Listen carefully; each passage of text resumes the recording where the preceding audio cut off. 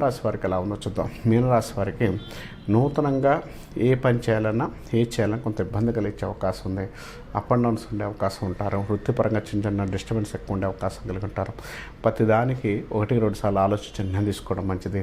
కొత్త ప్రయత్నాలు ఏదన్నా కూడా మీకు డెవలప్మెంట్ ఉండే అవకాశం, మంచి యోగాన్ని ఇవ్వడానికి అవకాశం కలిగి ఉంటారు. కొత్త ప్రయత్నాల్లో మంచి సక్సెస్ రావడానికి అవకాశం కలిగి ఉంటారు.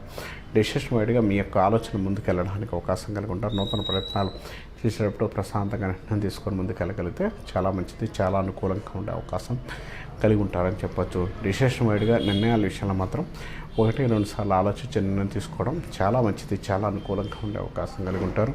నూతనంగా నిర్మాణాలు కానీ, గృహ సముచ్చయాలు మంచి డెవలప్మెంట్ ఉండగానే అవకాశాలు ఎక్కువ ఉంటాయి. ప్రయత్నాలు ఏదైనా చేసేటప్పుడు 1-2 సార్లు కూడా ఆలోచించుకొని నిర్ణయం తీసుకోవడం చాలా పాజిటివ్గా ఉండే అవకాశం కలిగి ఉంటారు. వ్యక్తిగతమైన ఆరోపణలు, వ్యక్తిగత విషయాల్లో కొంత ఇబ్బంది కలిగే అవకాశం ఉంది.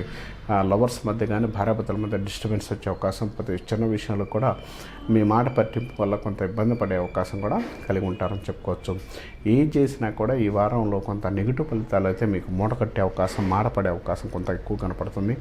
ఆ విషయాలు కొంత జాగ్రత్తగా ఉండగలిగితే మంచిది. మీనరాశి వారికి మిగిలిన విషయాలు మాత్రం కొంత పాజిటివ్గా డెవలప్మెంట్ ఉండడానికి అవకాశం ఎక్కువ ఉంది. గణపతి హోమం కానీ, గణపతి కానీ ప్రార్థన చేసుకోవడం వల్ల నెగిటివ్ ఫలితాలు తగ్గడానికి అవకాశం ఉంటుందని చెప్పుకోవచ్చు.